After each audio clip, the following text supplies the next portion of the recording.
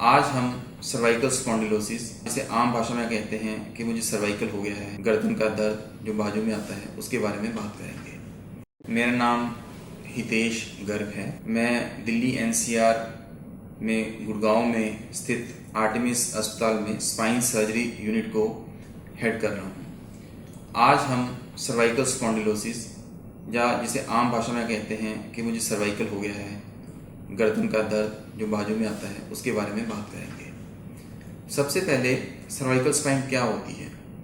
हमारी रीढ़ की हड्डी यहाँ सर यहाँ खत्म होता है, यहाँ से लेके नीचे तक होती है। उसका जो सबसे ऊपरी भाग होता है, इसको सर्वाइकल स्पाइन कहा जाता है।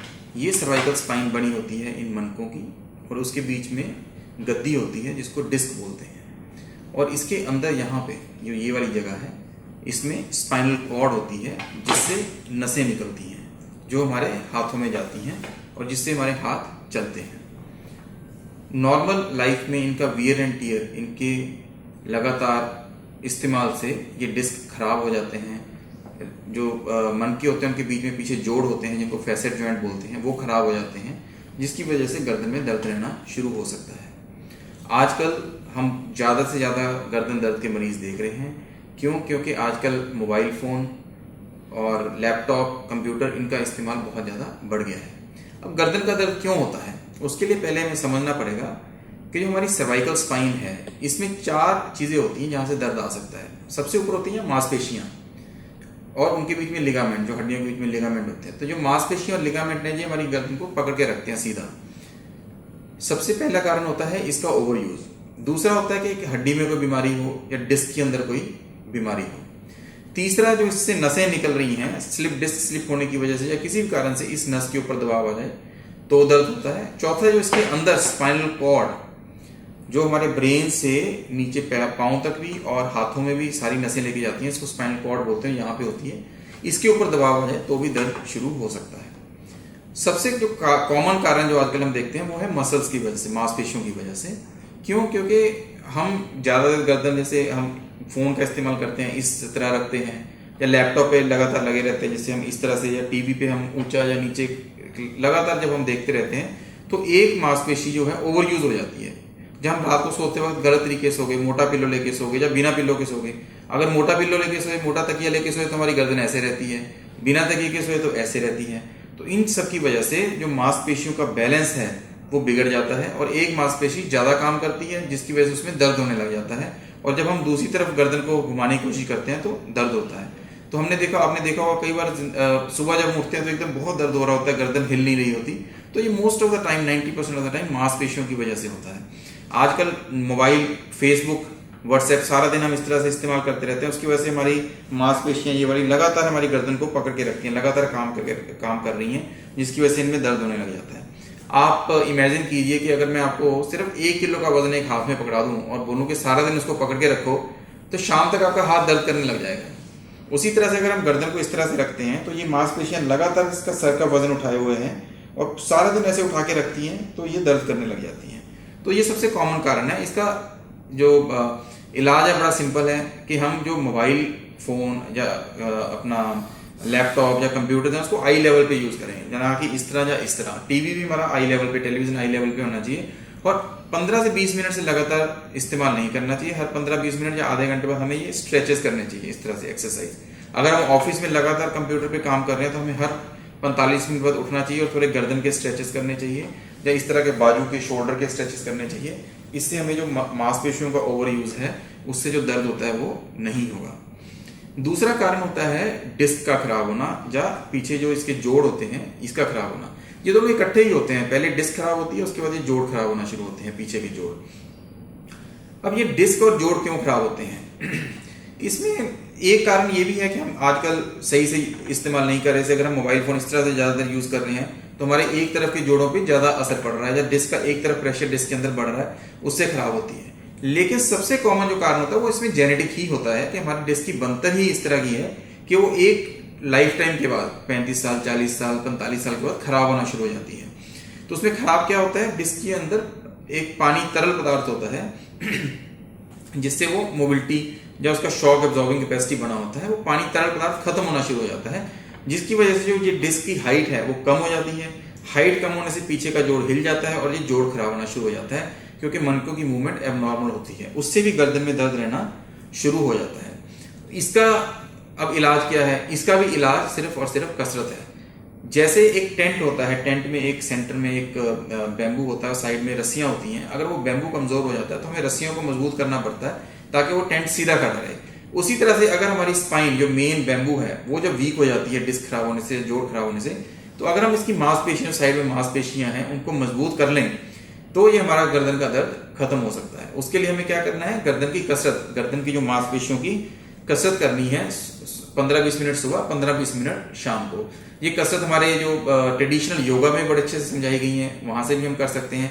नहीं तो एक ट्रेंड फिजियोथेरेपिस्ट के पास जाके हम सीख सकते हैं और उनको सुबह और शाम डेली हमें करनी चाहिए। अगर हमें गर्दन दर्द नहीं भी हो रहा और हमारा मोबाइल फोन का, लैपटॉप का यूज बहुत ज्यादा है, तो भी हमें ये कसरत रूटीनली सुबह और शाम करनी चाहिए, जिससे हमारे गर्दन दर्द नहीं होने में हमें मदद मिलेगी। तीसरा कारण होता है जब ये डिस्क में हाइट कम होती है या डिस्क अपनी जगह से हिल जाती है, जिसको स्लिप डिस्क बोलते हैं। उससे जो ये साइड की नस है इसमें दबाव आना शुरू हो जाता है, क्योंकि डिस्क पीछे चली जाती है। मैं आपको लंबर स्पाइन में समझाऊंगा, क्योंकि यहाँ ज्यादा अच्छे से दिख रहा है कि ये डिस्क पीछे स्लिप होगी और इसमें ये पीछे जाके जो ये नर्व है निकल रही है, इस पे दबाव आ गया। उसी तरह यहाँ पे, क्योंकि ये बहुत छोटी होती है, यहाँ मैं दिखा नहीं पा रहा, तो ये डिस्क जो है पीछे चली जाती है और इस पे नस पे दबाव आना शुरू होता है। इस टाइम पे दर्द बहुत सीरियस या गंभीर होता है, जिसमें ये दर्द बहुत यहाँ बाजू में आना शुरू हो जाता है। कहीं पर लगता है कि हाथ मेरा सुन पड़ रहा है, अंगूठा सुन पड़ रहा है, उंगली सुन पड़ रही है, डिपेंडिंग ऑन कौन सी डिस्क स्लिप हुई है। अगर C5-6 डिस्क स्लिप होती है तो आमतौर पे अंगूठा और ये उंगली सुन पड़ती है। C6-7 हुई है तो ये वाली, C7-T1 हुई है तो ये वाला हिस्सा सुन पड़ता है, C4-5 हुई है तो ये वाला हिस्सा सुन पड़ता है, या कमजोर पड़ जाता है और बहुत ज्यादा दर्द होता है, भयंकर दर्द होता है, तो इंसान की बार इसमें घबरा जाता है। तो इसमें क्या करना है? सबसे पहले आप अपने हाथ को इस तरह ऊपर ले जाइए, उससे आपकी नर्व रिलैक्स हो जाएगी और दर्द में आराम मिलेगा। और घबराने की जरूरत नहीं है, क्योंकि ये चीज भी एकदम बहुत ज्यादा पेन होता है जब वो डिस्क जाके नर्व को लगती है, ताकि क्योंकि नर्व के अराउंड सोजिश आ जाती है। बट 95% केसेस में ये दर्द भी धीरे धीरे धीरे करके ठीक हो जाता है अगर हम इसको टाइम दें। हमारा डाटा कहता है कि अगर हम इसको टाइम दें तो 4 हफ्ते में 70% मरीज बिना ऑपरेशन के ठीक हो जाते हैं, 6 हफ्ते में 90% और 3 महीने में ऑलमोस्ट 95% मरीज इसके ठीक हो जाते हैं। सिर्फ 5% मरीज जो 3 महीने के बाद भी ठीक नहीं होते, उनको कई बार ऑपरेशन की जरूरत पड़ती है। तो जब भी ऐसे नस में दर्द हो, अपना हाथ ऐसे रख लीजिए और ऑफ कोर्स इमीडिएटली आप डॉक्टर के पास जाइए। वो डॉक्टर आपके कुछ बेसिक टेस्ट करेंगे, जैसे एक्सरे हुआ, MRI हुआ, आपका एग्जामिनेशन करेंगे, कहीं हाथ में कोई कमजोरी तो नहीं आ रही।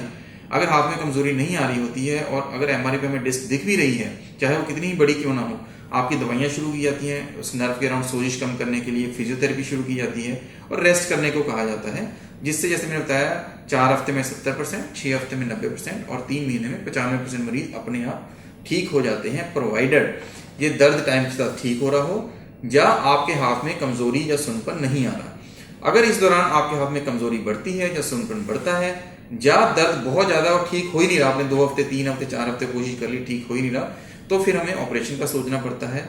जो ऑपरेशन जो किया जाता है वो क्या ऑपरेशन होता है? ये हम कहते हैं spine surgery, with in spine surgery सबसे सक्सेसफुल ऑपरेशन माना जाता है, जिसको हम कहते हैं 98% सक्सेसफुल। इस ऑपरेशन में हम आगे से एक छोटा सा कट लिया जाता है, कोई मसल नहीं काटे जाते, हम यहाँ नेचुरल प्लेन्स होते हैं, उन प्लेन्स में जाके हम सीधा हमारी जो गर्दन होती है, रीढ़ की हड्डी होती है, उसके अगले भाग में पहुंच जाते हैं। यहाँ से हमको डिस्क निकालते हैं ये वाली, फिर माइक्रोस्कोप से इसको मैग्नीफाई बड़ा करके देखा जाता है और नर्व को और स्पाइनल कॉर्ड को फ्री कर दिया जाता है, जो बहुत ही सेफ होता है। और उसके बाद जो खाली जगह हुई उसमें हम 3 चीजें डाल सकते हैं, या तो हम आपकी यहाँ से हड्डी का टुकड़ा, जो अपना हिप होती है, हिप से एक छोटा सा हड्डी का टुकड़ा लेके डाल सकते हैं, या फिर आजकल बने बनाए टुकड़े भी आते हैं, वो डाल के उसके ऊपर ऐसे प्लेट लगा दी जाती है, जिससे वो डिस्क का फंक्शन खत्म हो जाता है, लेकिन उससे आपको आगे चल के कभी भी प्रॉब्लम नहीं आती। या आजकल एक और आधुनिक तरीका आया है जिसमें हम कहते हैं आर्टिफिशियल डिस्क रिप्लेसमेंट। अगर मैं दिखाऊं तो ये मूवमेंट भी करती है, तो इसको हम डाल सकते हैं। इससे फायदा ये रहता है कि जब आप गर्दन मूव करते हैं तो ये डिस्क भी मूव होती है, तो उसके ऊपर और नीचे वाली जो डिस्क होती है उस पे भार कम पड़ता है, उसके खराब होने का चांस कम होता है। अगर हम ये फिक्सेशन वाली, जिसको हम फ्यूजन कहते हैं, ये सर्जरी करते हैं, तो इसमें जब आप गर्दन मूव करते हैं, आपकी गर्दन की मूवमेंट तो ऑलमोस्ट नॉर्मल ही रहती है, लेकिन जो मूवमेंट है वो इस लेवल पे नहीं होती है ऑपरेशन किया, उसके ऊपर होती है, जो उसके नीचे होती है, जिसकी वजह से ऊपर और नीचे की डिस्क पे भार ज्यादा पड़ता है। तरह के ऑपरेशन के डिस्क निकालने के बाद या तो उसमें एक हड्डी का टुकड़ा डाल के प्लेट लगा दी जाती है, या एक आर्टिफिशियल हड्डी का टुकड़ा लगा के प्लेट लगाई जाती है, जिसको फ्यूजन बोलते हैं, जिसमें वहां पे मूवमेंट खत्म हो जाती है। दूसरा जिसमें आर्टिफिशियल डिस्क रिप्लेसमेंट की मूवमेंट बनी रहती है। तीसरा एक और तरीका होता है कि हम एक ट्यूब से पीछे थोड़ा सा ऐसे देख के वो जो जोड़ होता है जहाँ डिस्क निकली होती है उस पर थोड़ा सा कट लगा के डिस्क के पीस को निकाल सकते हैं, जिसको हम फोरामिनोटॉमी कहते हैं। ये बहुत ही सिलेक्टेड केसेस में की जा सकती है।